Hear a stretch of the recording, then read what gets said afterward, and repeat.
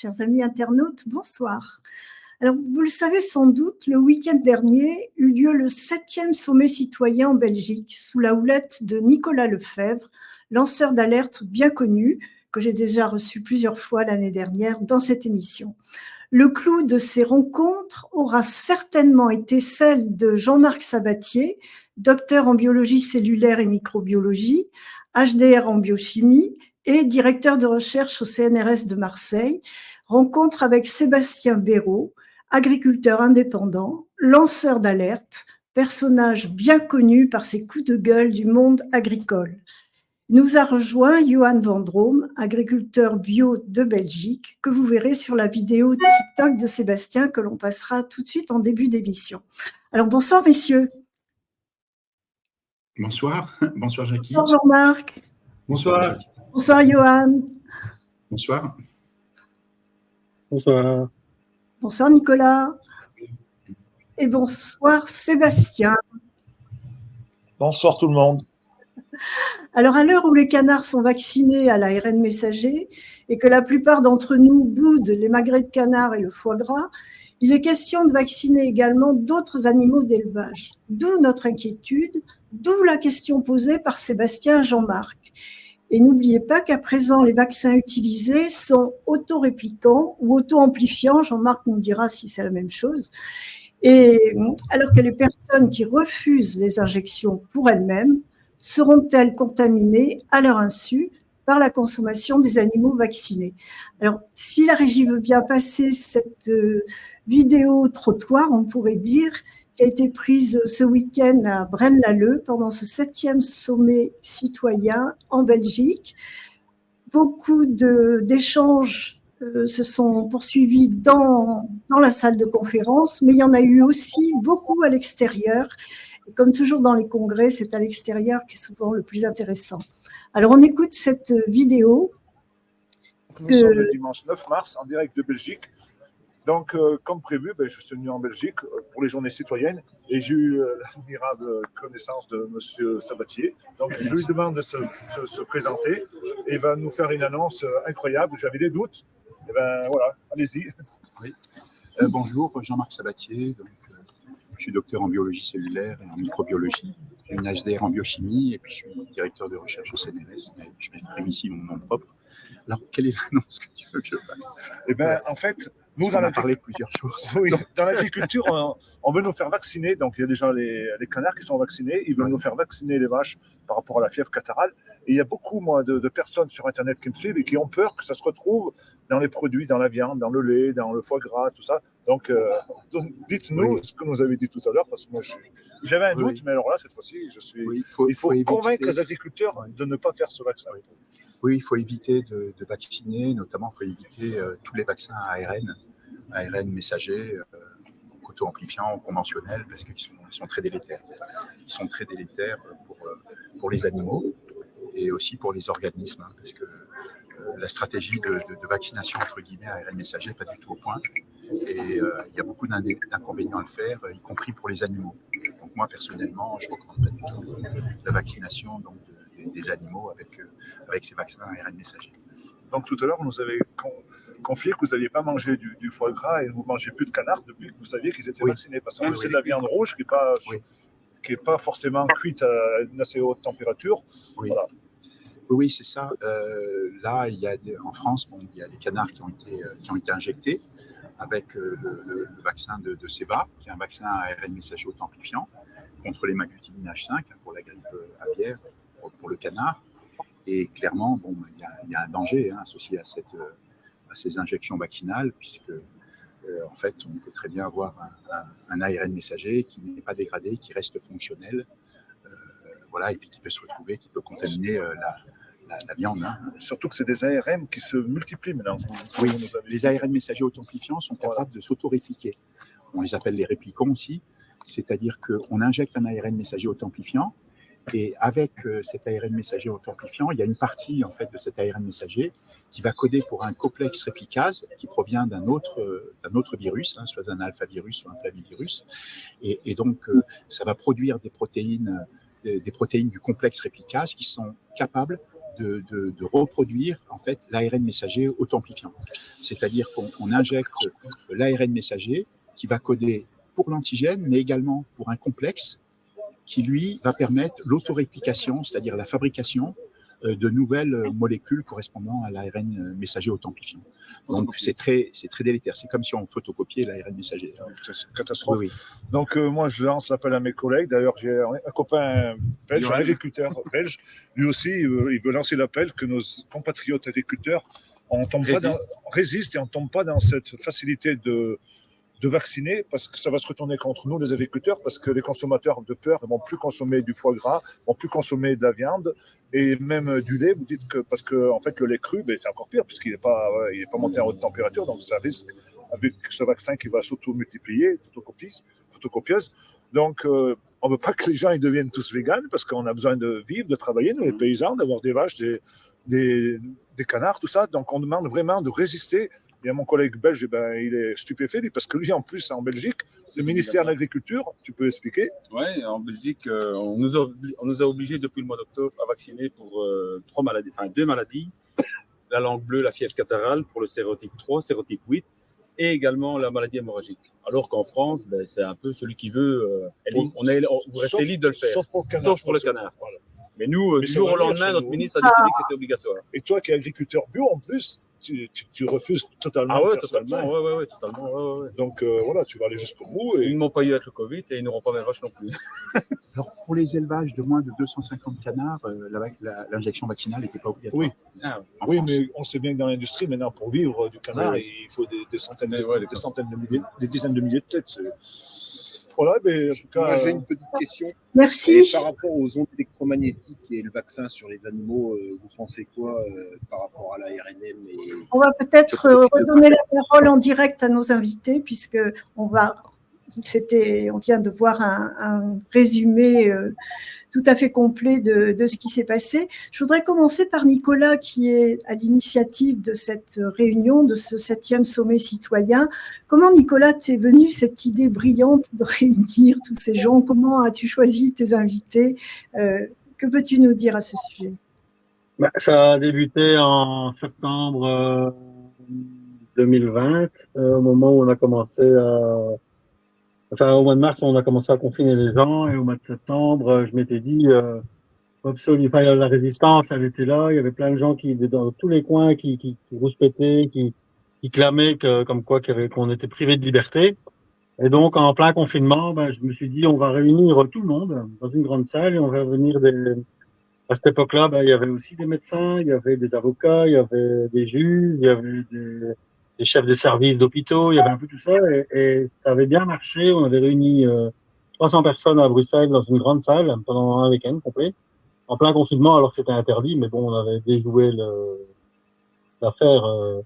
Et donc, après, les gens ont réclamé un deuxième, puis un troisième, puis un quatrième, puis un cinquième, un sixième, un septième.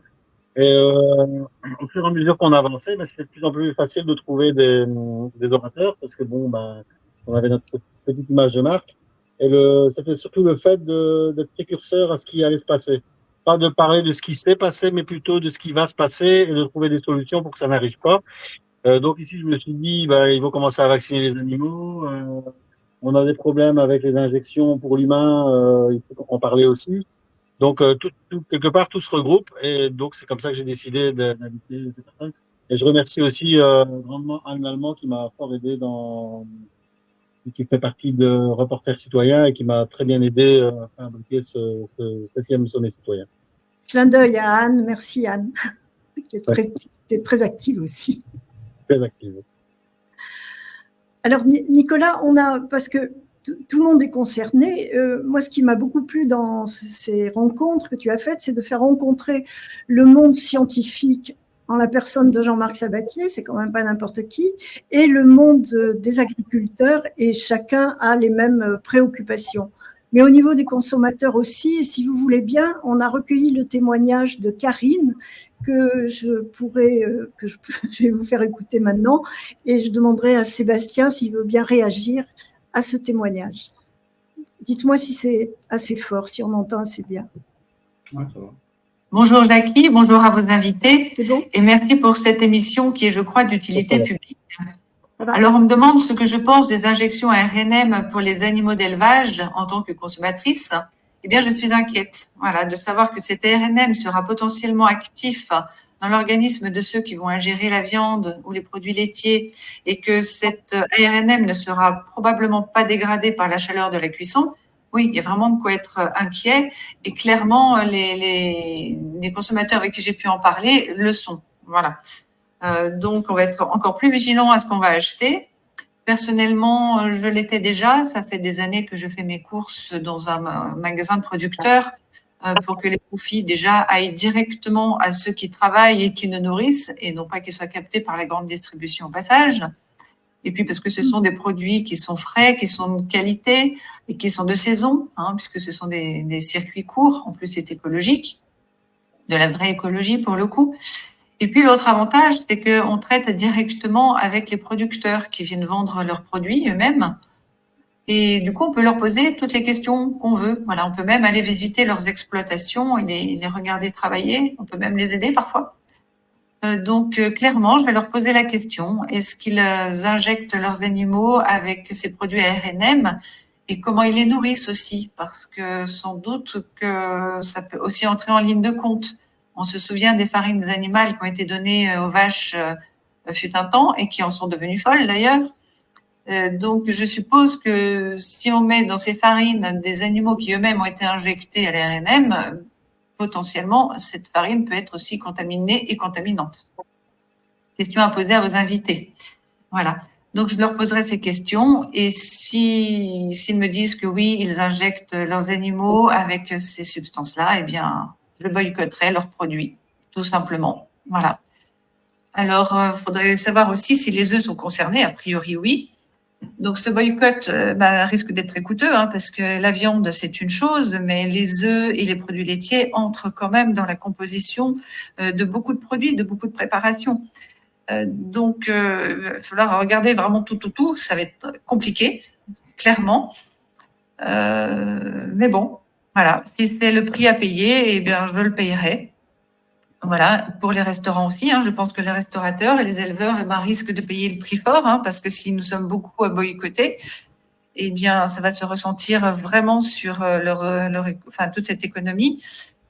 C'est dommage, c'est vraiment dommage pour tout le monde. Voilà, mais il faudra s'adapter en tout cas. Alors, est-ce que personnellement, je vais me faire un propre poulailler? Est-ce que je vais acheter mes œufs à des particuliers, parce que je suppose que les voisins, les particuliers, vont pas piquer leurs poules. Voilà, et puis ça va encourager encore plus, et ce qui est une bonne chose pour le coup, je trouve ça très bien, tous les réseaux de confiance, les réseaux locaux, voilà, le travail de producteurs à clients directement, voilà, en allant chercher ces produits directement, voilà, je pense que ça va encourager ce genre de marché, et ça pour le coup c'est très bien. En tout cas, en attendant, j'ai vraiment envie de dire aux éleveurs, de leur lancer un cri d'appel, surtout, s'il vous plaît, dites non. Dites non soyez des dragons, vraiment. Dites non à toutes ces injonctions de l'Europe, à ces injonctions de l'agrochimie, à toutes ces directives aliénantes qui vous étouffent et qui nous empoisonnent. Voilà, dire non à tout ça pour dire oui à un marché de qualité, à un marché humain, de producteurs regardants à des consommateurs regardants qui veulent des choses saines, voilà, le respect du vivant, le respect des animaux aussi. C'est pas parce qu'on les consomme qu'on doit les maltraiter. Au contraire, on doit les traiter d'autant mieux. Voilà. Et puis notre patrimoine, on est quand même en France. Alors je sais qu'il y a des Belges sur le plateau. On peut dire qu'ils ont des bonnes frites. Voilà. Donc le patrimoine gastronomique, c'est quand même à prendre en compte en France. En tout cas, moi, j'y tiens absolument. Voilà, j'aime bien manger et s'il vous plaît, messieurs les éleveurs, messieurs et mesdames, voilà, dites non à tout ça pour dire oui à un marché de qualité, un marché humain où, je l'espère, vous serez aussi mieux rémunérés de façon plus juste pour le travail énorme et merveilleux que vous faites pour nous. Voilà, merci encore pour cette émission et courage à tous. Merci Karine. Merci. Sébastien, quelle est ta réaction?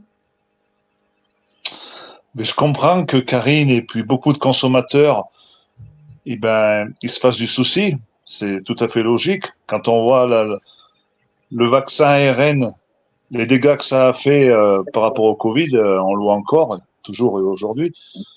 Le souci qu'il y a dans tout ça, c'est que il faut savoir qu'on a des éleveurs qui ont tout perdu quasi, surtout dans les moutonniers.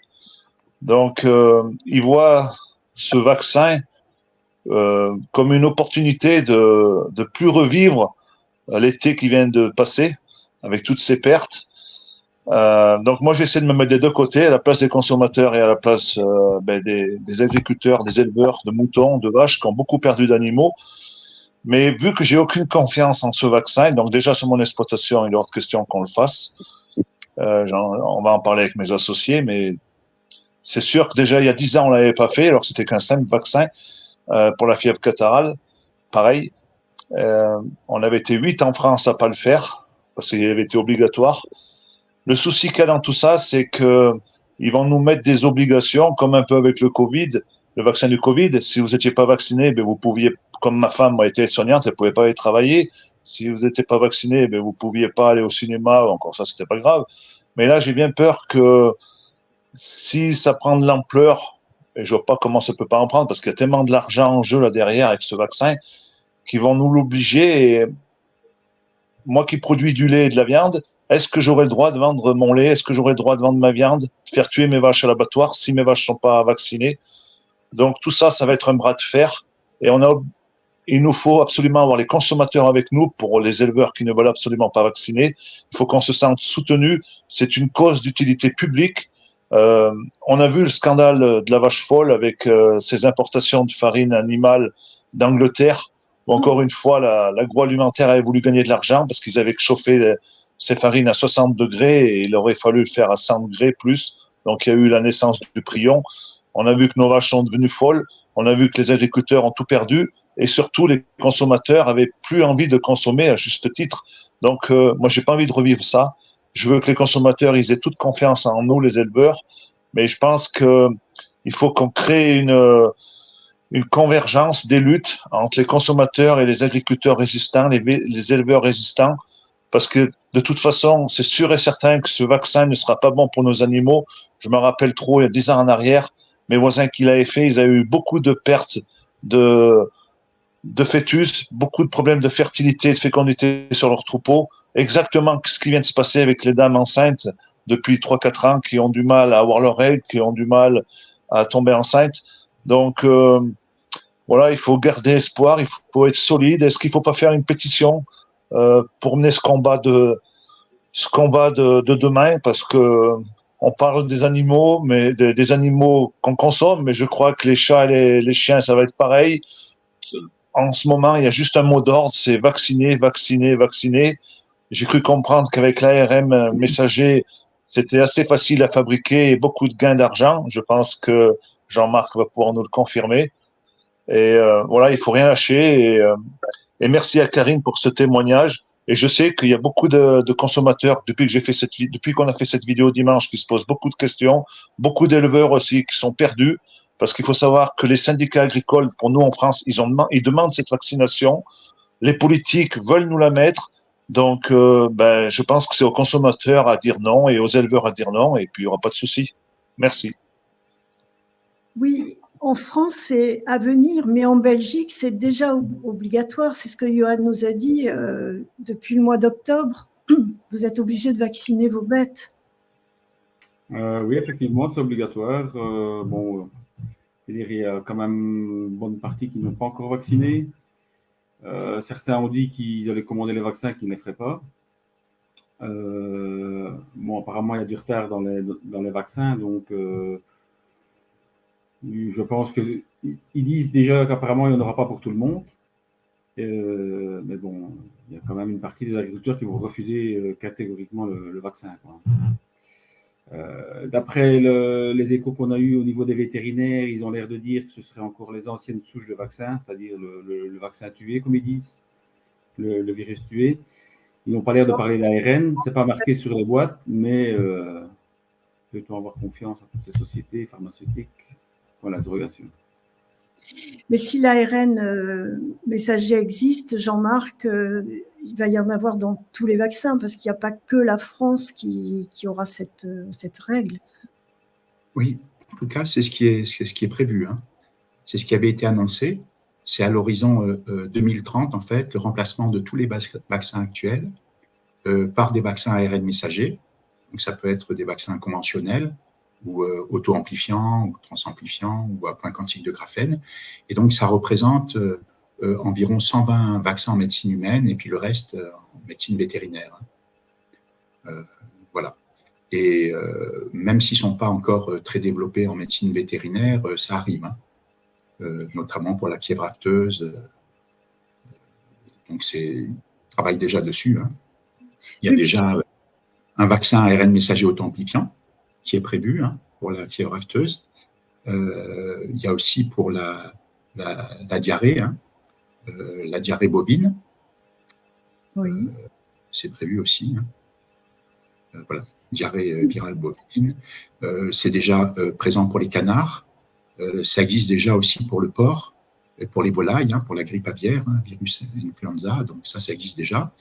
Et puis, il y a des nouveaux vaccins ARN messagers auto-amplifiants qui sont prêts aussi pour le chat et pour le chien. Donc, ça arrive à grand pas, en sachant que c'est déjà utilisé chez l'homme, hein. Vaccin auto-amplifiant pour la Covid est déjà utilisé donc, au Japon et récemment, en février, ça a eu l'acceptation des autorités européennes. Donc, ça arrive en France. Oui, ils nous ont promis que tous les vaccins, même les vaccins classiques pour l'humain, allaient tous être ARN messager auto-amplifiant. Et tu nous expliquais… Alors, pas nécessairement auto-amplifiant, mais en tout cas ARN messager. Et tu nous il y a certains vaccins, on parle de particules ARN, mais en fait, ce sont des vaccins ARN messager auto-amplifiants. Et d'autant plus que tu nous expliquais dimanche que ces vaccins-là étaient très faciles et rapides à fabriquer. Alors, les vaccins ou les injections, disons, vaccinales, entre guillemets, hein, puisque je rappelle à chaque fois, ce ne sont pas des vaccins, des vrais vaccins. En fait, ils sont faciles à faire. Les auto-amplifiants sont déjà beaucoup plus difficiles à faire, hein, parce qu'ils sont beaucoup plus gros qu'un vaccin ARN messager conventionnel. Par exemple, les vaccins auto-amplifiants contre la Covid, ils sont 3 à 5 fois plus gros que des vaccins auto-amplifiants, que des vaccins traditionnels, hein, comme le Comirnaty, le Spikevax de Pfizer-BioNTech et de Moderna. Donc, les auto-amplifiants sont quand même plus délicats à faire parce qu'ils sont gros. C'est pour ça que les vaccins ARN messagers transamplifiants sont en développement, parce que globalement, la technologie va être la même, seulement ils vont être beaucoup plus faciles à produire. Parce qu'à la place d'avoir un complexe réplicase qui va permettre de photocopier en fait l'ARN messager auto-amplifiant, avec sur le même ARN messager en fait l'antigène, donc par exemple qui va être l'hémagglutinine H5, hein, dans le cas de la grippe aviaire, contre le canard par exemple. Si c'est la grippe aviaire humaine, ce sera plutôt le H1 ou le H3. Voilà, hein, le H, c'est pour hémagglutinine. Voilà, c'est ce qu'on sait actuellement. En tout cas, c'est en plein développement et c'est très dangereux, hein. Ça, c'est clairement très dangereux, puisque, en fait, ce complexe réplicase qui sera sur un ARN messager et l'antigène sur un autre ARN messager dans le cas des transamplifiants, hein, des vaccins ARN messagers transamplifiants. Donc, en fait, c'est comme un ARN messager auto-amplifiant, mais à la place d'avoir sur le même ARN messager à la fois le complexe réplicase et l'antigène, vous avez 2 ARN messagers, un qui va coder pour le complexe réplicase et un qui va coder justement pour l'antigène. Mais globalement, ça va revenir au même, hein. C'est-à-dire que les deux vont être très dangereux, hein, de toute façon. Oui, c'est pire. C'est pire que les ARN messagers conventionnels qu'on connaît actuellement. Et comme on voit déjà ce que ça donne chez l'homme, on peut imaginer ce que ça donne chez l'animal, hein. Alors, parmi les animaux qui sont déjà vaccinés, est-ce que, messieurs Sébastien et Johan, vous avez déjà observé une différence de comportement ou est-ce qu'ils sont tombés plus malades? D'abord, de quel vaccin parle-t-on à ce moment-là? Mais est-ce qu'ils sont plus souvent malades? Est-ce que la viande est la même? Quelle différence faites-vous entre les animaux vaccinés et non vaccinés? Eh ben, moi, pour ma part, comme je vous ai dit tout à l'heure, quand on remonte 10 ans en arrière, 12 ans, quand il y avait eu la vaccination obligatoire pour la grippe aviaire, et puis pour la FCO, on s'était aperçu qu'il y avait eu des gros problèmes de fertilité et de fécondité sur les animaux et aussi des pertes. Bon, bien entendu que ceux qui ne l'ont pas fait, ils ont eu aussi des pertes, mais moins importantes. Mais le problème, c'est que souvent, les vétérinaires, ils nous obligent à le faire, ça. Ils nous disent pas, il faut discuter entre agriculteurs, mais les agriculteurs, ils disent pas toujours la vérité. Bon, après, quand on se connaît bien, ils nous le disent. Mais les vétérinaires, ils ont plutôt tendance à dire qu'il faut le faire parce que tout va aller bien, tout va aller mieux, mais parce qu'on sait qu'il y a de l'argent là derrière. Mais voilà, on l'a vu avec le Covid, ça reste des vaccins et voilà. Et moi, pour ma part, je suis franchement contre parce que je pense qu'il faut agir autrement. Il faut stimuler l'immunité des animaux, des bovins, pour ma part. Et c'est sûr que nous, les agriculteurs, on a des bovins qui produisent beaucoup de lait, beaucoup de viande en très peu de temps. Donc, l'immunité, elle est mise à mal. Donc, il faut qu'on apporte souvent des vitamines, des minéraux. On essaye de booster. Et je pense qu'en fait, il faudrait tout changer ce modèle d'agriculture productiviste à outrance. Et parce que c'est pas cause qu'on produit beaucoup plus qu'avant et qu'on va exporter et qu'au final, on va gagner notre vie. Au contraire, on gagne pas mieux notre vie qu'avant. Donc, je pense que c'est tout ce modèle agricole qu'il faut remettre en question et sortir de cette Europe. Ça, c'est mon leitmotiv. Parce qu'on se rend compte que nous, les paysans, on devient la chair à canon pour l'agroalimentaire. Et plus on a des animaux performants, plus on aura des problèmes sanitaires, plus ils auront des risques d'attraper toutes ces maladies. Et moi, pour ma part, cet été, je me suis bien aperçu que les éleveurs d'ovins qui avaient laissé leurs animaux dans leur bergerie, qui avaient mis beaucoup d'insecticides, eh bien, ils ont eu beaucoup moins de problèmes que les moutons qui étaient à l'extérieur et qui étaient plus en contact avec le moucheron. Donc, c'est aussi, il faut que chacun essaye de trouver des solutions sur sa propre exploitation. Voilà, l'agriculture, c'est pas une science infuse, c'est au cas par cas. Il faut s'adapter en fonction de ses bâtiments, en fonction de sa région, en fonction de son pâturage. Quand on sait qu'il y a des risques, eh ben, il faut faire autrement. Voilà. Alors, c'est d'autant plus difficile que j'ai été absolument atterrée d'entendre un autre témoignage du jeune exploitant qui est intervenu en même temps que toi, Sébastien, et qui disait qu'il avait tout perdu parce que les bêtes étaient aussi sensibles aux ondes magnétiques. Et donc ça, c'est un autre sujet que celui des vaccins. Mais est-ce que les bêtes vaccinées ne sont pas encore plus sensibles aux ondes électromagnétiques que celles qui ne sont pas vaccinées? Si, on a remarqué ça, qu'il y avait une corrélation. En fait, les ondes, elles doivent plus passer quand il y a dans les vaccins, eh ben, il y a des métaux lourds et c'est conducteur tout ça. Enfin, je pense que Jean-Marc serait plus à même de répondre à la question que moi, mais on s'en est rendu compte. Oui, vous en êtes rendu compte, c'était très clair. Jean-Marc, qu'est-ce que tu peux nous dire? Par exemple, dans le vaccin de Seva, là, pour ARN messager auto-amplifiant contre le canard, dedans, il y a du squalène et puis il y a des nanoparticules ferriques. Hein. C'est de l'oxyde de fer et donc c'est magnétique. Alors, les fréquences, comme je disais, les fréquences dangereuses pour les organismes, hein, aussi bien pour nous que pour les animaux, c'est entre 300 MHz et 300 GHz. Et puis la fréquence de résonance aussi très très basse, inférieure à 30 Hz pour la résonance spécifique de nos organes, quoi. Voilà, c'est très délétère avec la fréquence clé qui est à 2,45 GHz, qui est la fréquence en fait, justement de la Wi-Fi, des antennes 5G. Et la fréquence du corps humain, qu'est-ce que c'est? C'est combien? La fréquence, les organes, nos organes, ils résonnent à des fréquences inférieures à 30 Hz. Hein. Donc, ce sont des infrasons.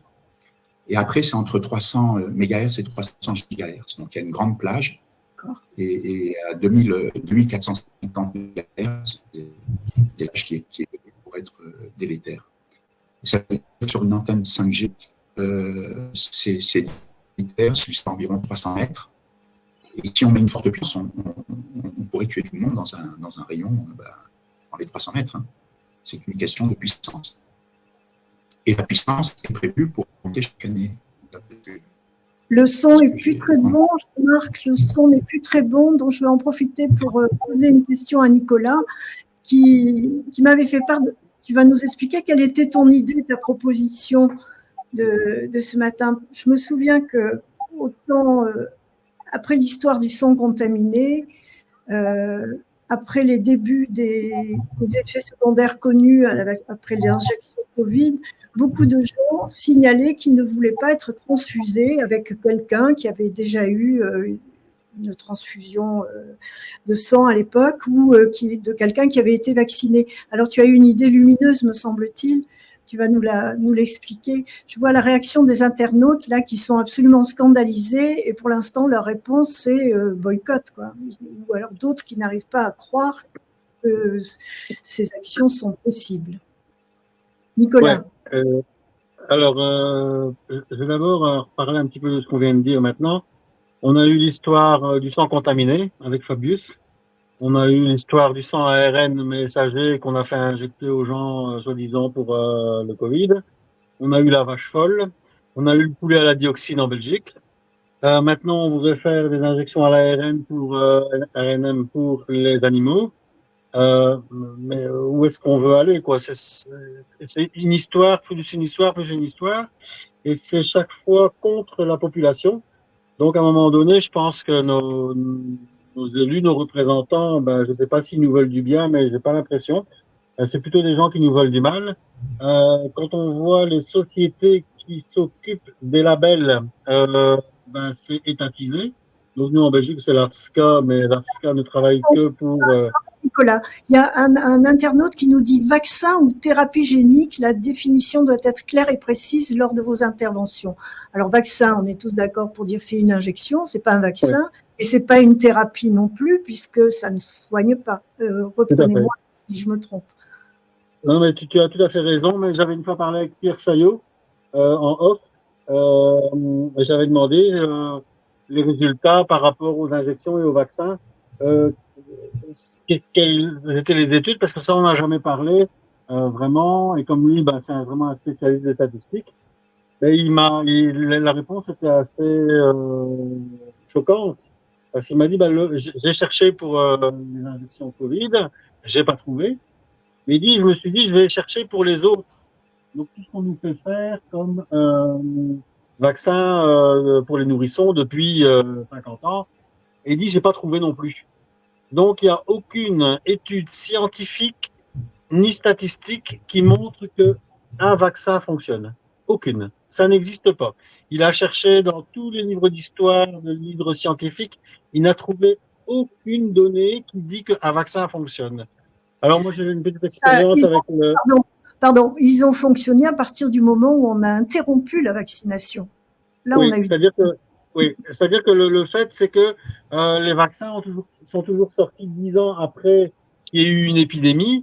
Et justement, c'est un petit peu comme dans la nature, dans la jungle, je vais dire ça comme ça.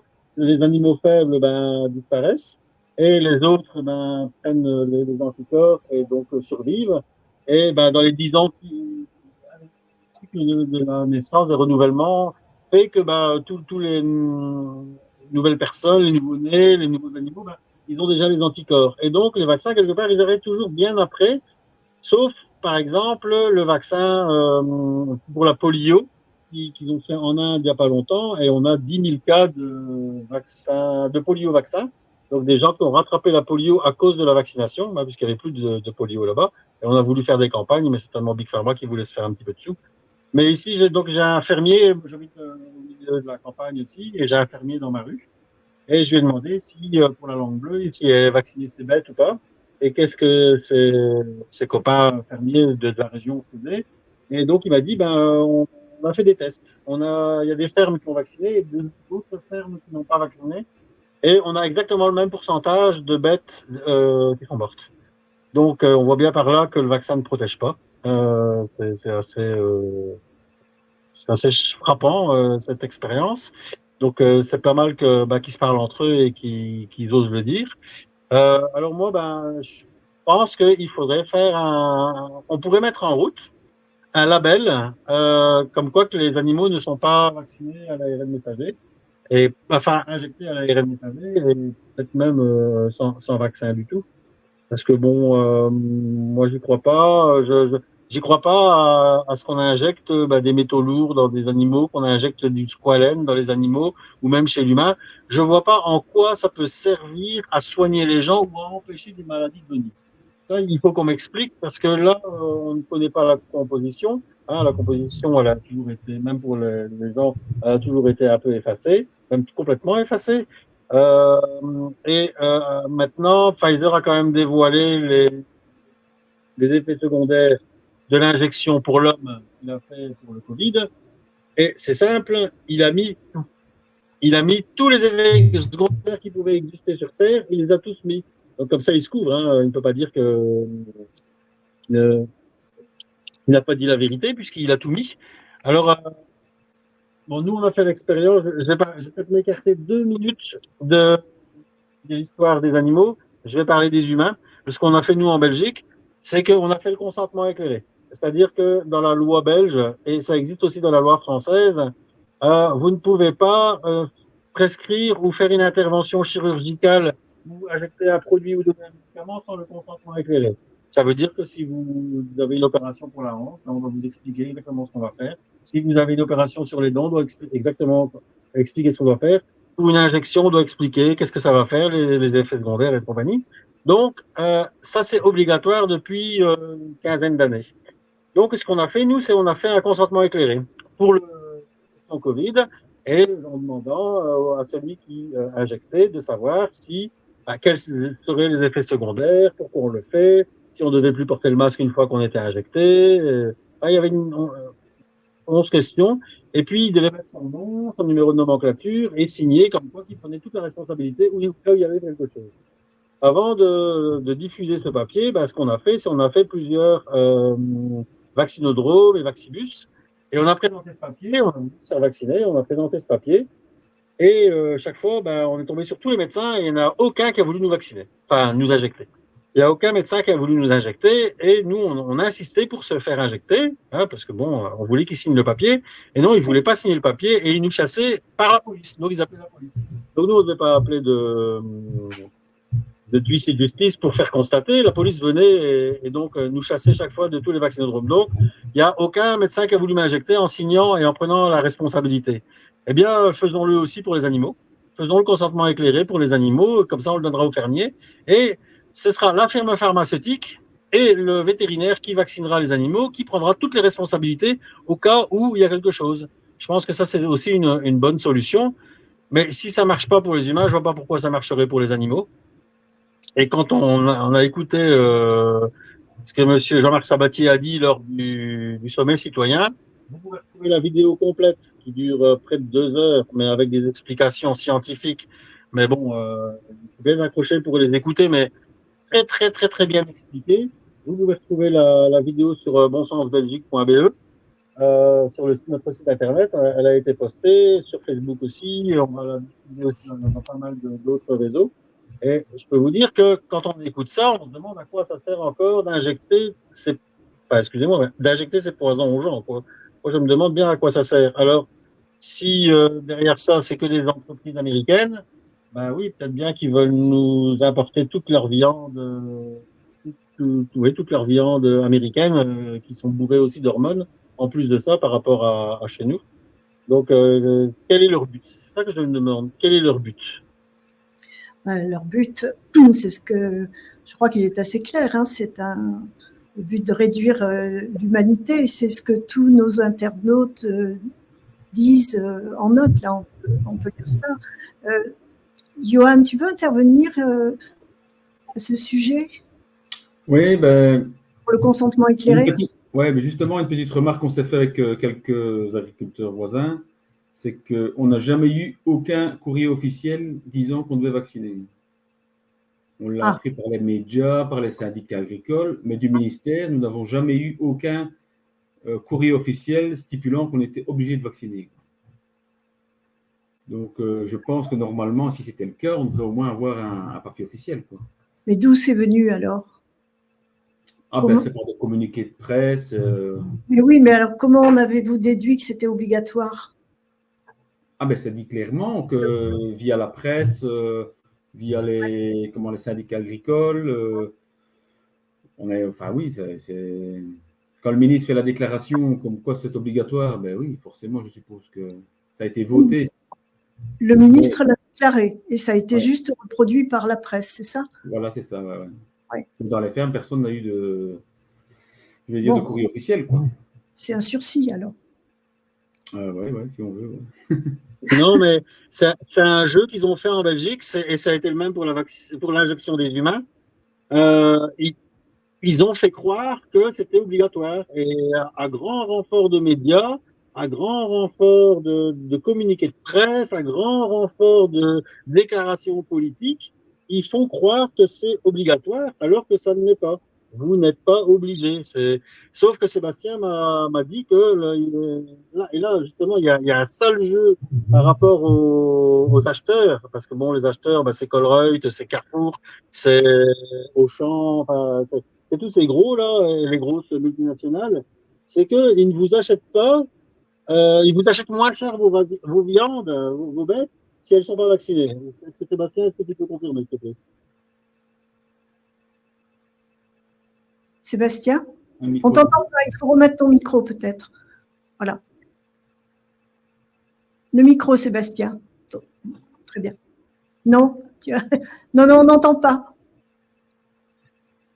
Voilà, touche plus rien. Oui, je confirme que il y a des animaux dans le sud-ouest qui partent 500 € moins cher s'ils ne sont pas vaccinés en l'exportation en Italie. Ah. Les Italiens, ils veulent absolument que les animaux français soient vaccinés, les bovins. Mais moi, ce que je pense là derrière tout ça, c'est que c'est l'Europe de van der Leyen qui s'est mis dans la tête qu'il fallait supprimer l'élevage européen parce que, soi-disant, nos vaches, elles polluaient trop. Vous l'avez vu, ils veulent nous mettre des masques ou même créer des vaccins ARN messagers pour empêcher que les vaches, elles ruminent ou je sais pas quoi, qu'elles dégagent du CO2, du dioxyde de carbone, du CO2, du CH4. Mais tout ça, moi, j'ai l'impression qu'ils veulent plus que nous, les agriculteurs, les paysans, on vous produise des biens de consommation. Et ils veulent remplacer ces biens de consommation c'est pour ça que je pense qu'ils veulent mettre ces vaccins pour que ça fasse une hécatombe de bovins, d'ovins, et pour que les consommateurs n'aient plus envie de consommer nos viandes, comme on peut le voir avec les internautes. Et ils veulent créer un nouveau type d'alimentation à base d'insectes. Je ne pense pas que ce soit meilleur. Et surtout, avec l'intelligence artificielle, ils veulent créer de la nourriture en multipliant les cellules souches. Et tout ça en ayant un bilan carbone irréprochable, c'est ce qu'ils nous font croire. Et par contre, nous, les éleveurs, tout ça, ils veulent qu'on fasse de la méthanisation, qu'on fasse de l'électricité avec des biocarburants, avec des éoliennes, avec des champs de panneaux photovoltaïques. Parce que l'Europe, elle nous impose 30% d'énergie renouvelable d'ici 2030, et après, je pense, ça va monter à 40%. Il faut savoir que l'intelligence artificielle, avec les data centers, il va falloir multiplier les productions d'électricité par 2 quasiment. Donc, moi, je pense que c'est un plan qui est mis en place. C'est pour ça qu'ils signent les accords du Mercosur, parce qu'ils savent très bien que nous, éleveurs en France et en Europe, on va disparaître à petit feu, comme je viens de vous l'expliquer, et qu'ils veulent vous nourrir avec de la viande aux hormones américaines, brésiliennes, argentines. Mais je ne sais pas s'ils vont y arriver, parce que il faut justement contrecarrer leur plan. Moi, je suis pour habitude de faire le contraire de ce qu'on me dit de faire. Et on le voit là, leur plan, il est magistral, parce que toutes les planètes sont alignées pour qu'ils mettent en place leur alimentation de demain. Mais encore faut-il que les consommateurs veuillent la consommer. Et je pense que notre seule issue, c'est de faire un pacte entre les éleveurs et les consommateurs en ayant un cahier des charges bien approprié, en ayant peut-être un label de non-vaccination. Et le problème, c'est que pour le mettre en place, on a tout le monde qui est contre nous. On a les syndicats agricoles, on a les politiques, aussi bien les députés que les sénateurs. Ils vont tous s'entendre, comme pour la vaccination du Covid, et j'en ai pas entendu un qui a dit qu'il ne pouvait pas le faire, parce que eux, ils font partie du système. C'est des pro-Europe, c'est des pro-mondialisations, c'est des ultralibéraux. Et encore, je vous explique même pas que 80% sont francs-maçons et adeptes du sionisme. Donc, au final, c'est le pot de terre contre le pot de fer. Mais je me rappelle qu'en 40, ils n'étaient pas bien nombreux, les résistants. Ils étaient 80. Et à la fin de la guerre, tout le monde était résistant ou presque. Donc, voilà, il faut positiver. On sait que on est en guerre. On sait qu'ils veulent créer une famine. On sait qu'ils veulent réduire la population mondiale. On sait qu'ils veulent nous faire battre les consommateurs contre les agriculteurs. Ils cherchent que ça. Ils ont essayé les vaccinés contre les non-vaccinés. Ils essayent les Français de souche contre les immigrés. Voilà. Tout est fait pour diviser, pour mieux régner. Moi, il me semble. Oui, mais et même si les consommateurs décidaient de dire, il y en a beaucoup qui seraient tentés, et certains que je connais qui ont commencé à dire, bon, bah, je consomme plus de viande et je vais devenir végétarien. Mais je crois que c'est pas une solution non plus, parce que je me souviens d'une émission que j'avais faite il y a plus de 2 ans déjà, où on disait que même les salades étaient vaccinées. Jean-Marc, est-ce que tu sais quelque chose à ce niveau? La vaccination des végétaux. Ton micro, Jean-Marc. Ton micro. Oui. Oui, ils ont bien mis au point une stratégie pour fabriquer des vaccins à partir des plantes. À partir des plantes, mais les plantes elles-mêmes étaient vaccinées, c'est ça? Oui, mais là, ils produisent carrément les vaccins à partir des plantes. Hein, c'est-à-dire qu'ils modifient les plantes pour qu'elles produisent justement des vaccins. Donc, les plantes sont modifiées. Donc, être végétarien n'apporte aucune sécurité, aucune garantie de bonne santé. Non, c'est sûr que c'est un problème. Ouais.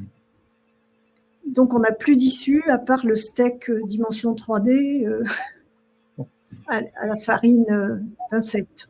C'est ce qui nous est promis. Alors, vous quatre, à quel plan pensez-vous? Comment peut-on lutter contre ça? Les internautes nous disent boycott, oui. Comment on fait? Cultiver son jardin, c'est même interdit maintenant. Utiliser l'eau de pluie pour arroser, c'est interdit. Cultiver ses petites tomates cerises sur son balcon, c'est interdit. Que fait-on? Moi, je pense qu'à un moment donné, il faut arrêter d'écouter ceux qui nous interdisent. Il faut faire, puis c'est tout.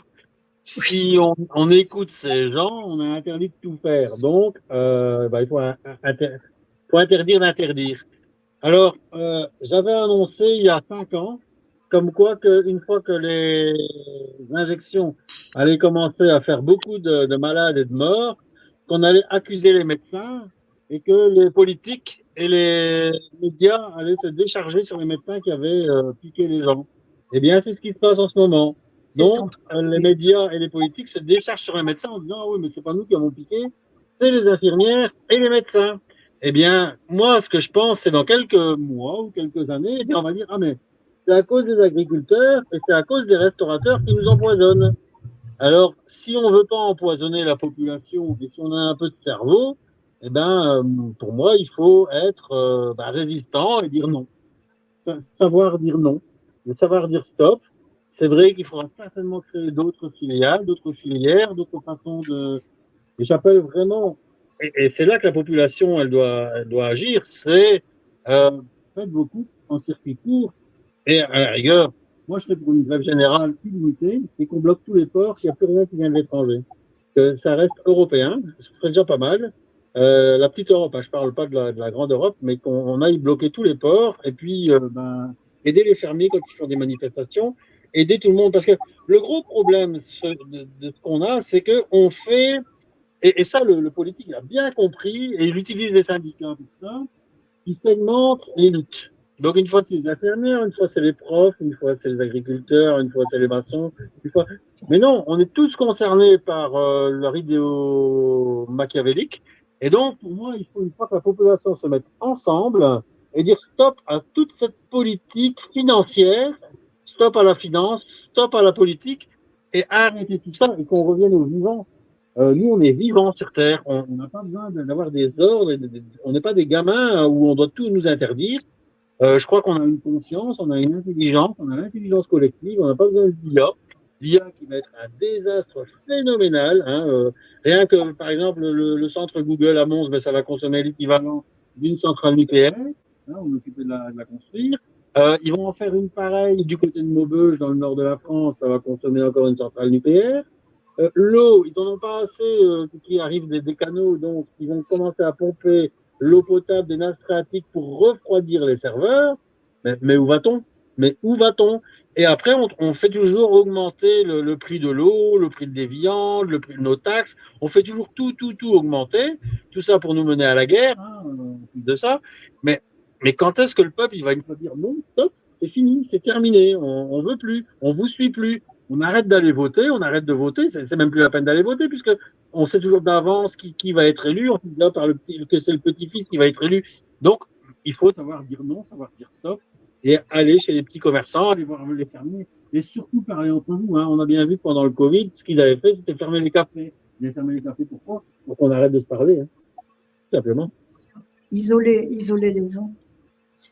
Est-ce que le monde de l'agriculture a un plan à proposer, Johan et Sébastien? Moi, je pense qu'on doit être solidaire au niveau agricole déjà. Les problèmes qu'on a eu dans le bétail, pour moi, c'est pas lié à la maladie de la langue bleue, la fièvre catarrhale. Parce qu'on a eu, Sébastien et moi aussi, on a eu ça il y a une dizaine d'années et on n'a pas eu les cas qu'on a à l'heure actuelle. C'est des cas qui sont fort variables d'une ferme à l'autre, des symptômes tout à fait différents de l'une à l'autre. Pour moi, il y a autre chose que cette fameuse langue bleue. Donc, ce que je dis aux agriculteurs, je dis prenez du recul, analysez, observez. On avait même créé un groupe WhatsApp, c'est moi qui avais lancé ça. Je dis que chaque agriculteur explique les cas qu'il a, les comportements bizarres des animaux, les pertes, soit dans les jeunes bêtes, dans les plus âgés. Et bon, ça n'a pas trop fonctionné parce que les gens n'aiment pas te dire quand ça ne va pas. Mais sincèrement, je suis certain qu'il n'y a pas que ça. Je pense, parce qu'on parlait des ondes électromagnétiques tout à l'heure, il faut quand même savoir que ça détruit tout le système immunitaire.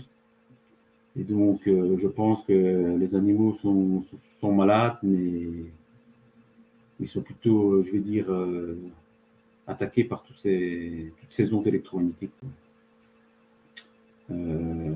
C'est triste parce que les agriculteurs qui travaillent très très bien et qui ont des pertes quand même catastrophiques, Et comme disait Sébastien, je comprends, parce que moi, personnellement, je ne vaccinerai pas, je ne commanderai même pas leur vaccin, mais je peux comprendre l'agriculteur qui dit il y a une porte ouverte, mon vétérinaire m'a dit que ça pourrait aller mieux, et puis qui part dans ce schéma-là.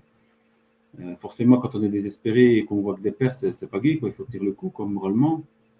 Mais je pense qu'il faut les encadrer, il faut peut-être plutôt les conseiller d'aller vers un état sanitaire optimum, renforcer les oligo-éléments et essayer de trouver un peu des alternatives. Mais moi, je pense qu'il faut absolument arrêter cette vaccination. On le voit bien vers quoi on va. Il y a pas... Maintenant, celui qui ne le voit pas, c'est ce que je disais l'autre jour. Ursula a commandé pour 35 milliards de doses de vaccins. Donc, celui qui est pour le système, il peut aller chercher, il y en a tant qu'on veut. Oui, il y avait un internaute qui faisait remarquer que Albert Bourla, le président de Pfizer, était vétérinaire. Oui.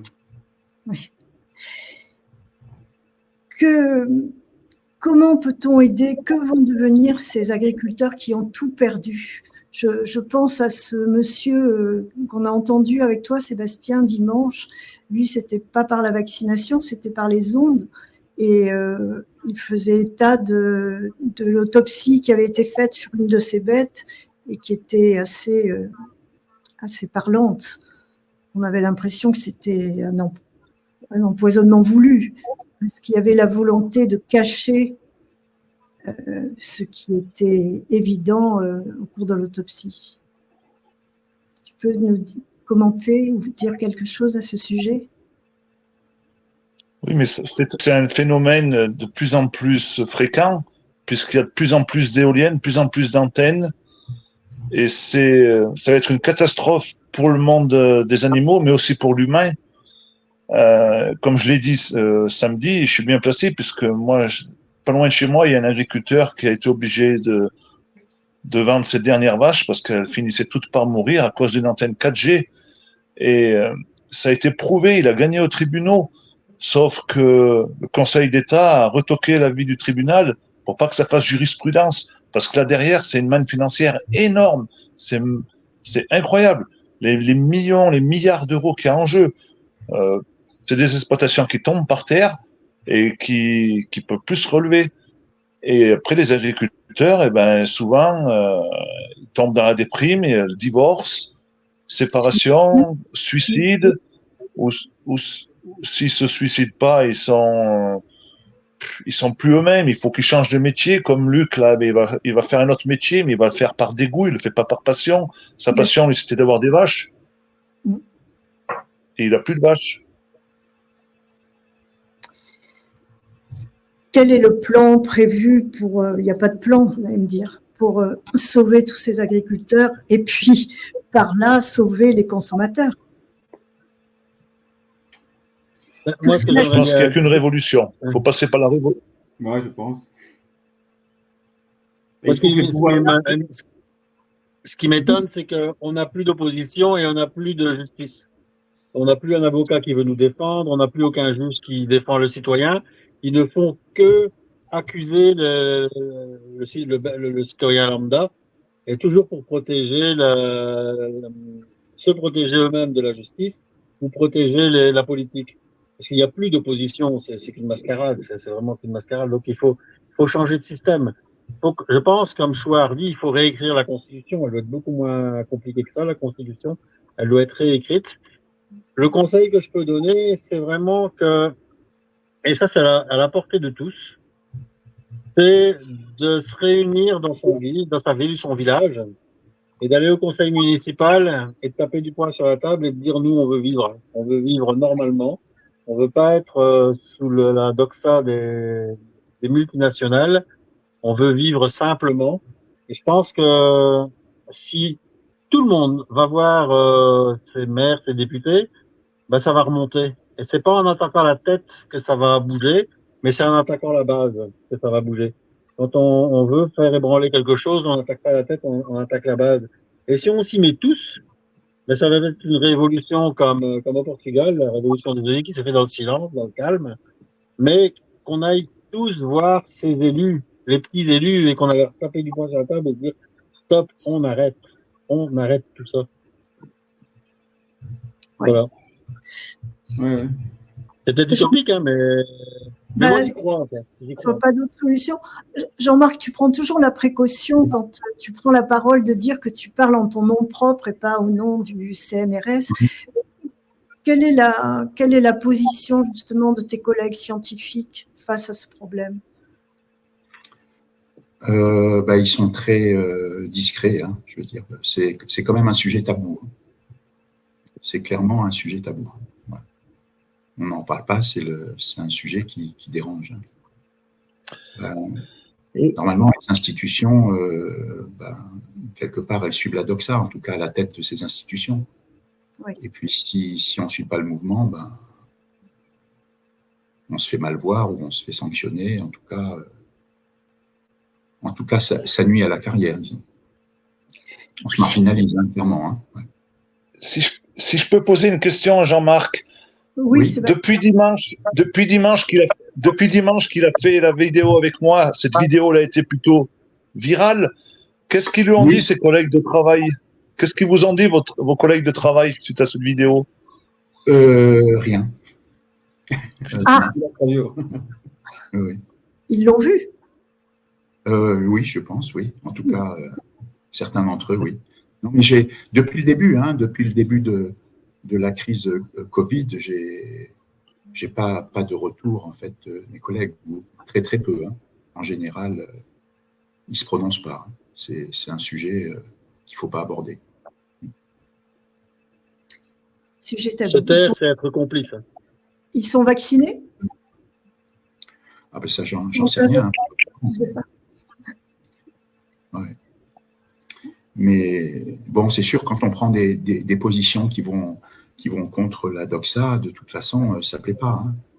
Puisqu'à la tête des institutions, ils sont nommés par l'État, hein, de toute façon. Donc, la personne qui ne suit pas la doxa, de toute façon, elle est remplacée.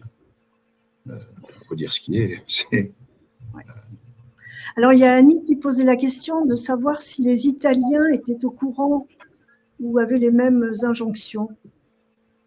Qui veut répondre? Est-ce que les consommateurs italiens savent cette du prix? C'est Annie Atanas qui pose la question. Qui peut répondre? Nicolas? Moi, je ne vais pas répondre à cette question-là, je vais répondre à un autre scandale sanitaire qui s'est passé en Italie. Oui. En 2018, le Canada a vendu des milliers de tonnes de blé dur aux Italiens pour faire des pâtes. Ils avaient fait un prix, ils ont livré surtout chez Barilla. Ça a fait un énorme scandale en Italie parce que ce blé était impropre à la consommation des cochons canadiens. Il y avait tellement de pesticides dedans que au Canada, ils n'en voulaient pas. Et donc, ils ont tout vendu aux Italiens et ils l'ont dilué avec de l'autre blé dur qui venait d'autres pays pour arriver plus ou moins à des concentrations qui n'étaient pas trop mal. Mais ça s'est fait. Il y a certainement eu des journalistes d'investigation qui ont fait leur travail. Parce que ça aussi, ça manque énormément en Belgique et en France. C'est des vrais journalistes d'investigation qui parlent. Bon, on sait bien que maintenant, la presse, elle est muselée par le politique. Mais franchement, bon, courage aux petits médias, comme vous autres et comme plein d'autres petits médias. Mais malheureusement, on n'a pas la couverture qu'on devrait avoir. Parce que je pense que si la population savait le 10e de ce qu'on dit, c'est déjà la révolution. Alors, il y a Phil Effeg qui dit « Nous, à la montagne, on mange local. Venez tous à la montagne. » Mais revenez à l'essentiel. Elle va pas être belle, la montagne, si on y va tous. Mais là, c'est pareil, puisque les indépendants sont aussi soumis à l'obligation, dès que ça sera obligé à l'obligation vaccinale, donc ça ne changera pas grand-chose. Non? Oui, Johan. Oui, mais moi, personnellement, je pense que c'est le bon moment pour. Enfin, heureusement qu'on a rencontré M. Sabatier, un grand merci en tout cas. Je pense que comme c'est le début de la vaccination et je ne suis pas sûr que c'est déjà tous les vaccins ARN, je pense qu'il faut mobiliser tout de suite les gens. De toute façon, la période de vaccination, elle va se terminer parce que dans un mois, les bêtes sont dehors. Une fois qu'elles seront dehors, celles qui ne seront pas vaccinées ne seront plus vaccinées avant, je vais dire, l'arrière-saison. Les agriculteurs ne vont pas aller rechercher tous leurs troupeaux en prairie pour les vacciner en cours de saison, quoi. Donc, je pense qu'il faut se mobiliser. Maintenant, faire un label supplémentaire, oui, ça peut être bien, mais pour finir, les consommateurs, ils vont se perdre dans les labels aussi. Hein. Parce que quand on va dans les magasins, quel label il faut choisir? Il y a toutes les couleurs, il y a toutes les sauces. Ça devient compliqué, quoi. C'est quand même malheureux qu'on fait un métier noble et qu'on est obligé de s'entourer d'un paquet de labels pour prouver qu'on est capable, quoi. Ouais. Jean-Marc, tu voulais répondre? Oui, il n'y a pas que les vaccins ARN messagers hein, qui poussent à fond. Hein. Par exemple, chez la vache, ils produisent justement des molécules à partir d'ARN messagers pour essayer, par exemple, de bloquer la prolifération des archées méthanogènes. Hein. Donc, ils sont en train de déglinguer le microbiote, le microbiote ruminal, je crois qu'on dit, des vaches, hein, pour qu'elles émettent moins de méthane, parce que ce sont des archées qui sont en fait des microbes du rumen, qu'on a aussi dans l'intestin, et qui produisent en fait le méthane. Oui. Oui, mais et donc ils vont produire des ARN messagers pour fabriquer des protéines qui vont agir sur le métabolisme des archées pour éviter leur prolifération. Hein. Donc ça va très loin parce que là, on est en train d'agir sur le rumen, sur le microbiote justement de ces animaux et forcément que ça peut que les déglinguer. Hein. Oui, mais c'est du grand n'importe quoi. Hein. Une vache, ça reste un ruminant. Hein. Une vache, elle fait les 3-8. 8 heures, elle mange, 8 heures, elle dort, 8 heures, elle rumine.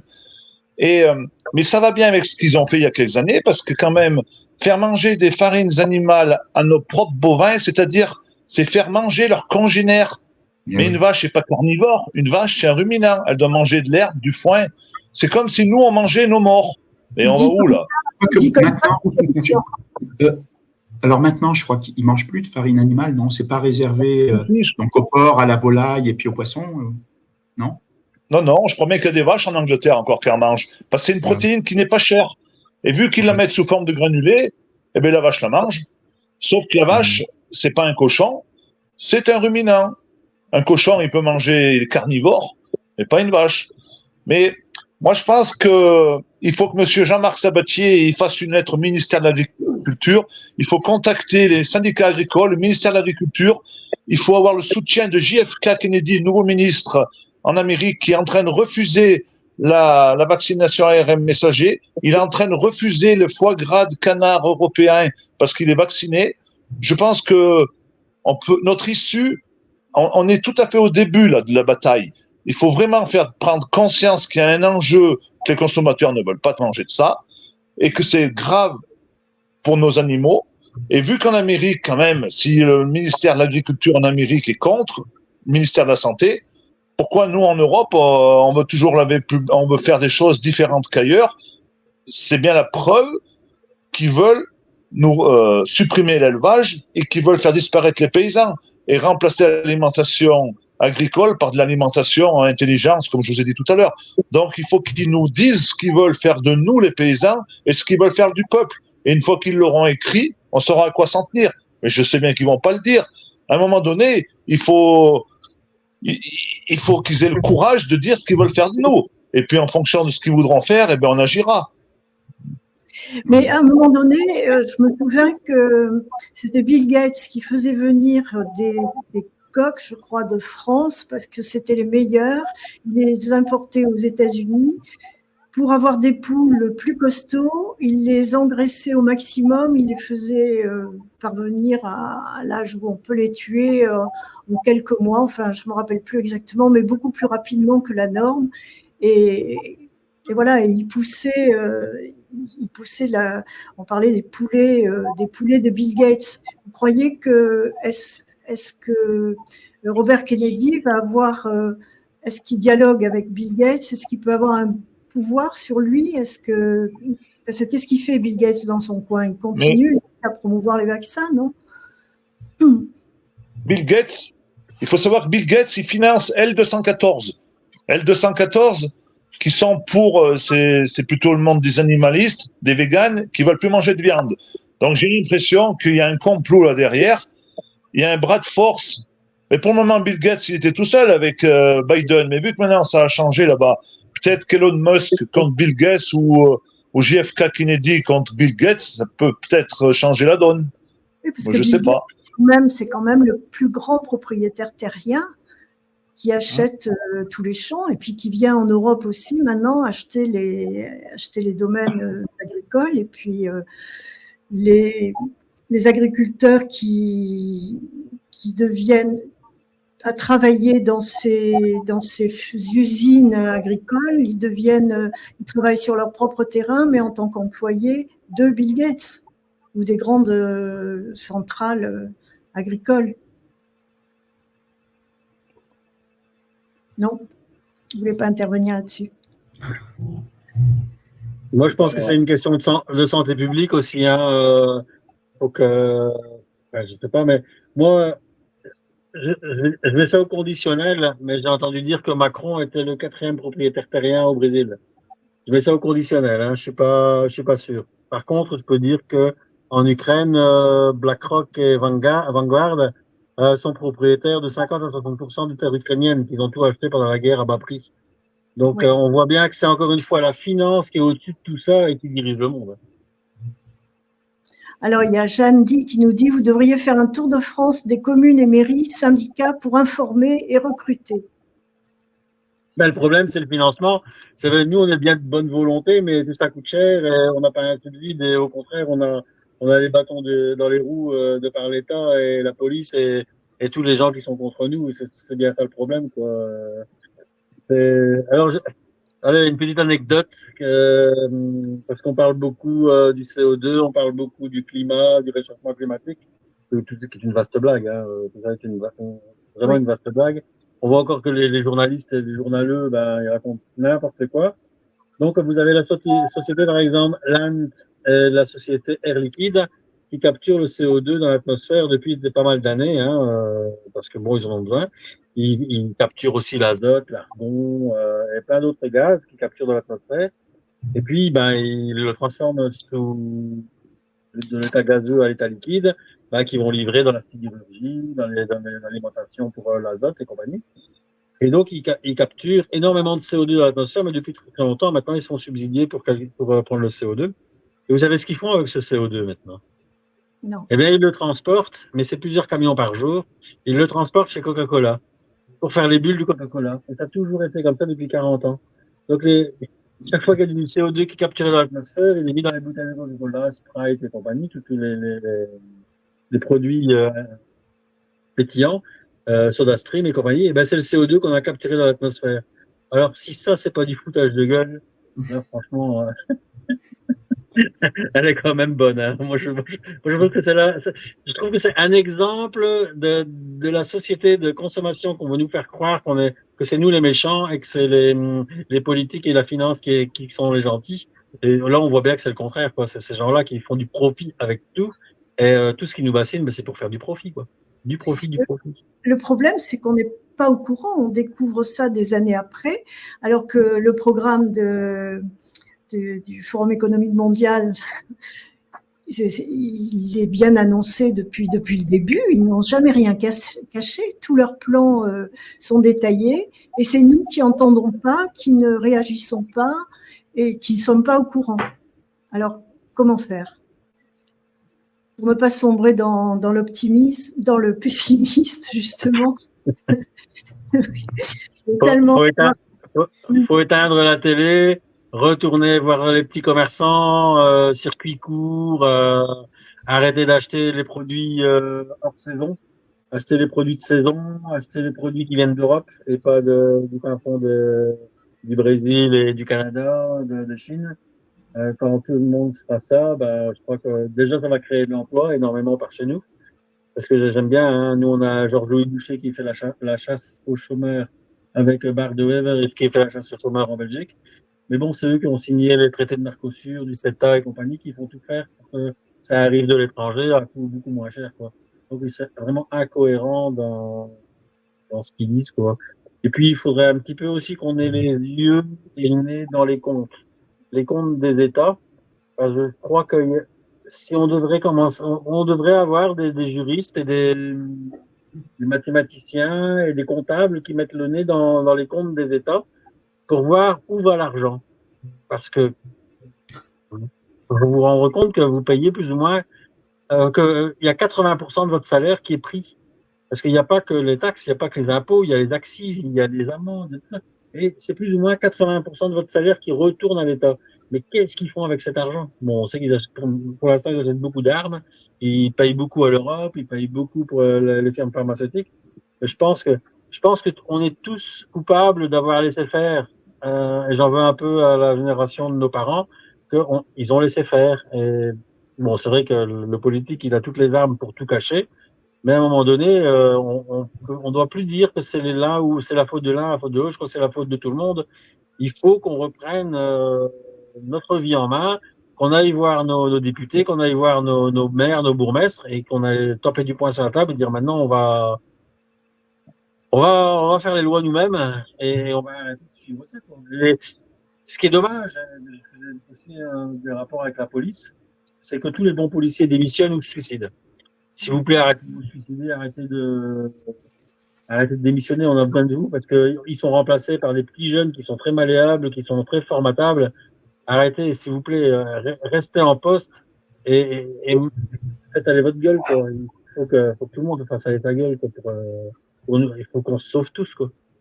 Oui, parce que c'est à nous qui sommes conscients de tout ça, de faire ce qu'il faut pour sauver les générations futures, même si je suis par nature optimiste et puis j'ai confiance en la jeune génération. Je me dis toujours, ils vont inventer quelque chose, ils vont y arriver, puisqu'il y a des tas de métiers qu'on connaît même pas, qu'on ne soupçonne pas, et puis qu'ils découvrent. Et puis on a vu, à l'occasion du 7e sommet que tu as initié, Nicolas, on a vu 2 jeunes gens de 23 ans qui sont pleins de talent, et ça donne un espoir fou. Mais là, concrètement, pour le sujet qui nous préoccupe, que faire dans l'immédiat? Jean-Marc, tu avais une idée aussi? Nicolas parlait, par exemple, des députés à aller voir. Ce qu'il faut savoir, ce que j'ai appris, c'est que, par exemple, au Parlement européen, il y a des lobbyistes de Pfizer et de Moderna qui circulent dans les couloirs et qui abordent des députés, etc., pour discuter, pour s'arranger entre eux. Donc, apparemment, c'est une réalité. Hein, donc, tout à fait.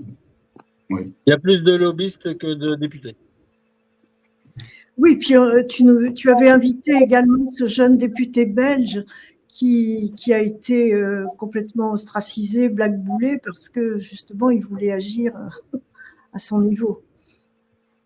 Donc, oui, lui, c'est un exemple frappant de ce qui se passe en Belgique. Donc, il avait vraiment donné un gros coup de pied dans la fourmilière.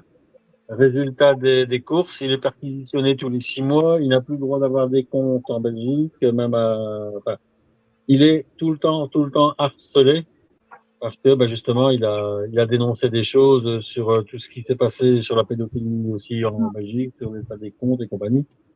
Donc, la Belgique a quand même une plaque tournante de la corruption, mais quelque chose d'assez incroyable. On a tout chez nous, hein. On a l'OTAN, on a l'ONU, on a l'OMS, on a l'Europe. On a une concentration de la mafia mondiale qui est chez nous, quoi. Parce que pour moi, quand on prend la définition de mafia et de terrorisme, c'est exactement ça, hein. Terrorisme, c'est faire la terreur chez les gens, et c'est ce qu'ils font tout le temps, hein. Ils sont toujours occupés de faire de la terreur à l'aide des journalistes. La mafia, c'est aussi la mafia parce qu'ils s'en mettent plein les poches.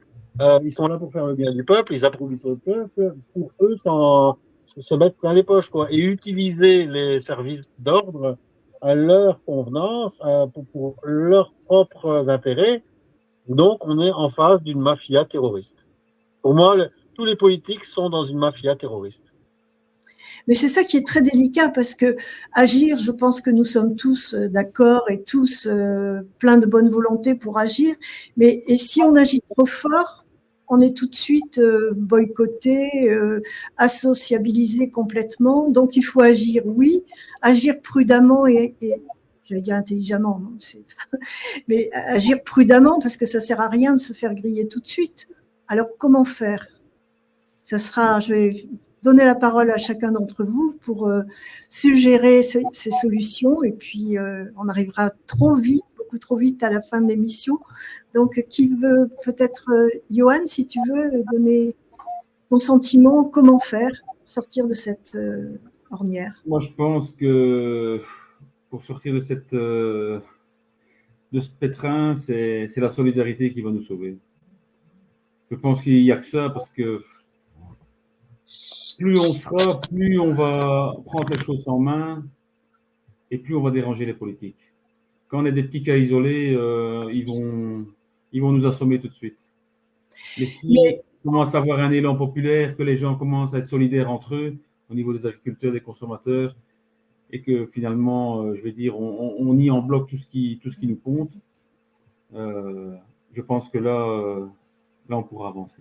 Mais il faut agir maintenant parce que je ne sais pas si l'impression que vous avez, mais moi, je trouve que ça s'accélère à une vitesse démesurée, quoi. Je prends toujours le cas, il y a 30 ans, quand je suis sorti de l'école, on se battait pour une maladie, on faisait une lutte sanitaire, on appelait ça, pour 10 ans. Et au bout de 10 ans, la maladie était estompée, on avait fini la lutte sanitaire. À l'heure actuelle, c'est 10 maladies sur un an qui nous arrivent. On a la fièvre catarrhale, on a la maladie hémorragique, nous autres en Belgique, il y a la LIBR qui revient, la fièvre afteuse est en Allemagne, la grippe aviaire arrive aussi chez nous, la peste porcine africaine est en Allemagne. Mais qu'est-ce qui se passe? Il y a quelque chose qui ne va plus, quoi. On sent vraiment qu'on a l'impression, quoi. Je pense que, et alors je dis toujours, il faut avoir un esprit critique des choses, regardant autour de soi, parce que On a l'impression d'être enfermé dans un tunnel. Mais quand on se dit, ben, j'ai tel symptôme, telle maladie, mais pourquoi? Pourquoi est-ce qu'avant, j'avais rien et pourquoi est-ce que maintenant, ça ne va plus? Pourquoi est-ce que mon voisin n'a pas les mêmes symptômes que moi? Et je pense que le groupe que j'avais fait, c'était vraiment une bonne idée de partager ses expériences chacun, parce qu'en général, un agriculteur, ben, il a énormément de boulot, donc c'est un peu un métier solitaire. On a le nez dans le guidon, comme on dit, du matin jusqu'au soir. Je pense qu'il faut prendre la peine de discuter entre agriculteurs et essayer de trouver des solutions ensemble. Sébastien? Concrètement, Sébastien ne nous entend plus. Alors Jean-Marc, qu'est-ce que tu pourrais conseiller? À part partager l'information, partager, mais chacun va agir individuellement pour aller vers l'autre. C'est un élan personnel d'abord. Oui. Ben, je pense surtout qu'il est temps d'éveiller les populations, là, parce que, en fait, quelque part, c'est eux ou nous. Hein. Parce que là, je crois que les objectifs, il y a vraiment urgence maintenant. On ne peut pas laisser faire n'importe quoi. Là, on voit que c'est n'importe quoi ce qui est fait. Hein. Au niveau de la vaccination, etc., on voit clairement que le fait de remplacer tous les vaccins actuels, y compris ceux qui ne posent pas de problème depuis des décennies par des vaccins ARN messagers qui sont ultra délétères, et en plus privilégier en fait les auto-amplifiants qui sont les pires de tous, ben, on voit que ce n'est pas fait pour qu'on soit en bonne santé. Hein. Bien sûr. Donc là, il est temps de réagir avant qu'il soit trop tard, hein, parce que là, déjà, ça a bien commencé et il ne faut pas rester passif. Parce que là, c'est trop grave. Hein. Je pense qu'il est temps d'éveiller en fait le maximum de personnes et puis d'agir hein, d'une manière ou d'une autre. Quoi. En refusant. Ah oui. Sébastien, tu as retrouvé ton micro. Est-ce que tu veux nous donner ton mot de la fin? Moi, j'ai beaucoup de coupures Internet, c'est chiant. Moi, je pense qu'il faut qu'on retrouve il faut retrouver la spiritualité, la foi. Je pense que ça a été une grosse perte, notre génération, de plus être croyant. Et cette croyance en un Dieu elle a été remplacée par des pseudo-croyances en politique, en un monde animaliste, en un monde du virtuel. Cette société, moi je m'y retrouve pas, cette télé-réalité, tout ça. Je pense que voilà, c'est pas la vraie vie, tout ça. Il faut revenir aux valeurs de solidarité. Là, on est dans une société individualiste, c'est chacun pour soi. Et ben, voilà, moi, je vois que le peu que j'ai fait depuis un an, j'ai quand même éveillé pas mal de monde. Il y a beaucoup de monde qui me suit. Je pense qu'il faut que ce soit des gens des gens simples, des gens sans histoire, de bonnes familles, qu'on prenne la parole régulièrement, qu'on réveille les consciences. Je pense que ce qu'on a fait là depuis dimanche, je pense ça a été un peu une bombe. Hein. On nous parle souvent de bombe à la télé, mais là, je pense qu'on a dévoilé vraiment une bombe atomique. Et je remercie encore beaucoup Jean-Marc de sa prise de position. Moi, je voudrais pas être à sa place, parce que je pense qu'il va avoir des lendemains douloureux. Mais c'est son choix et c'est tout à son honneur. Pour moi, c'est quelqu'un de très intègre, c'est un humain. Comme il y en a très peu aujourd'hui dans notre société, des gens qui n'ont pas de problème de fin de mois, des gens qui gagnent sûrement bien leur vie, et prendre position comme il le fait, ben, moi je dis chapeau bas, et moi ça me donne beaucoup d'espoir qu'une personne comme lui nous défende, qu'il prenne le flambeau et qu'il passe en tête comme ça, c'est juste incroyable. Moi je souhaiterais qu'il puisse faire des grands médias, qu'il puisse remuer la merde en haut lieu, ben, face à des députés, face à nos syndicats qui sont tous pourris autant les uns que les autres. Voilà, c'est ça qu'il faut essayer d'avoir bien remué, que ça prenne, et des fois pouvoir choper une émission ou deux, aller chez Berkoff. Là aujourd'hui, j'ai vu que M. Berkoff, il avait reçu le lobbyiste qui était avec nous là ce week-end, qui dénonce tout ce qu'il a vu dans les coulisses de Bruxelles, qui a attaqué Van der Leyen, qui a écrit un livre sur Van der Leyen. Je pense que c'est comme ça qu'on peut y arriver. Il faudrait que M. Jean-Marc Sabatier il puisse aller chez Berkoff, et puis après, on ne sait pas. J'y suis allé une fois chez Berkoff. Ça s'est bien passé? Oui, très, très bien, oui. Oui, Il faudrait peut-être y retourner, je ne sais pas. oui, c'était il y a quelques mois, en fait. Oui, Fin ça passe chez 2024. nous. Nicolas, toi qui as été à l'initiative de cette rencontre du monde de l'agriculture et du monde scientifique, je te laisserai le mot de la fin, la dernière parole, et puis vraiment toute mon admiration à vous tous, messieurs, pour tout le travail que vous accomplissez et votre information prodiguée sans compter auprès de tout le monde et qui est remotivé les troupes. Merci beaucoup pour ça. Nicolas, tu veux nous conclure cette émission, s'il te plaît? Ah, bah, c'est bien gentil. Eh bien, moi, je vais déjà remercier les gens qui sont venus au Sommet citoyen, numéro 7, parce que, bah, comme Sébastien a dit, on a déclenché une bombe, là. Ouais. Vraiment, le fait de faire rencontrer des citoyens et des scientifiques, ça fait. Alors, ce que j'aimerais bien dire, c'est qu'on essaye de trouver des avocats parce que quelque part, la loi, elle est bien faite, hein, la Constitution, elle est bien faite. Ce qu'il y a, c'est nos politiques qui la manipulent et qui la transgressent tout le temps. Et j'aimerais bien qu'il y ait des avocats qui travaillent gratuitement et des juristes qui travaillent gratuitement parce qu'eux aussi, ils vont être empoisonnés. Et c'est ça qui me fait un peu rire jaune et rire un peu, c'est que ben, ils sont occupés de tout empoisonner, les politiques sont coupables, ça, mais ils vont aussi manger leur propre le poison qu'ils sont occupés de faire. Donc, qu'ils réfléchissent bien à ce qu'ils font, parce que de toute façon, quand on fait mal à quelqu'un, ça se retourne toujours contre soi. Et donc ces gens-là, je leur souhaite de pas trop mal, enfin, je sais pas comment le dire, mais j'espère pour eux qu'ils vont pas trop subir tout ce qu'ils ont fait comme mal dans leur vie, parce que ça se retourne toujours contre soi. Et je voudrais dire à tout le monde, que la peur, elle doit changer de camp. Que c'est plus le citoyen qui doit avoir peur, mais bien les politiques et la finance qui doivent avoir peur des citoyens. Et qu'il faut du courage. Mais comme tu disais, comme vous disiez tous, il faut informer, mais arrêter de s'informer dans ses propres groupes, parce que nous les résistants, On est du même avis. on est super informés. Franchement, on sait tout, on est super informés, même quelquefois trop. Mais et beaucoup n'ont pas le courage d'aller affronter leurs amis, leurs collègues, leurs familles. Parce que quelque part, souvent, ils dévoilent trop d'un coup. Alors, allez-y, c'est un conseil que je vous donne, allez-y un petit peu à la fois, n'allez pas dans le fond des choses, faites par des questions, qu'est-ce que tu penses de ci, qu'est-ce que tu penses de là, mais n'allez pas les affronter en disant tu as tort, non. Il faut vraiment y aller doucement, en douceur, et un petit peu à la fois, ils reviendront vers vous, ils vont dire mais comment tu sais ça, quelle source que tu as, et je pense que c'est comme ça qu'on peut y arriver. En tout cas, c'est certainement pas en les condamnant. Même, je plains même tous ceux qui se sont fait avoir avec la pique-nique.